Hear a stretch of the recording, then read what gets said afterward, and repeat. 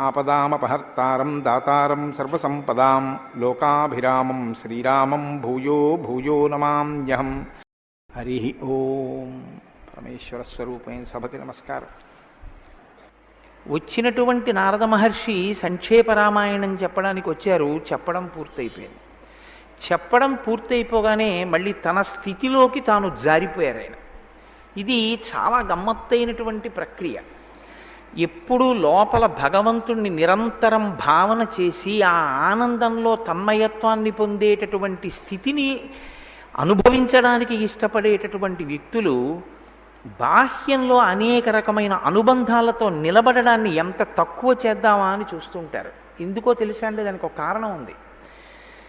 ఒక అన్నయ్య దగ్గరికి వెళ్ళి మీరు నిలబడ్డారనుకోండి, మీరు ఒక తమ్ముడుగా మాట్లాడవలసి ఉంటుంది. అదొక పాత్ర, కాసేపు ఉంటుంది ఆ పాత్ర. మీరు అన్నయ్య దగ్గర ఉన్నంతసేపు తమ్ముడిగా మాట్లాడాలి.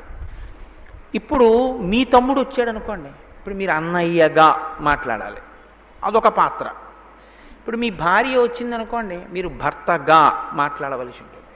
ఇప్పుడు ఈ పాత్రలుగా మారుతున్నది, ఈ మారడాలనేటటువంటివన్నీ ఎందులోంచి వస్తున్నాయో దానిగా తాను ఉండడానికి ఇష్టపడతాడు.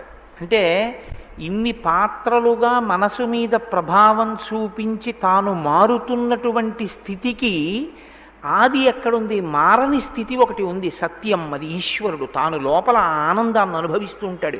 ఆయన తపస్వి వాగ్విదాం వరం. సర్వం శ్రీ ఉమామహేశ్వర పరబ్రహ్మార్పణమస్తు. స్వస్తి.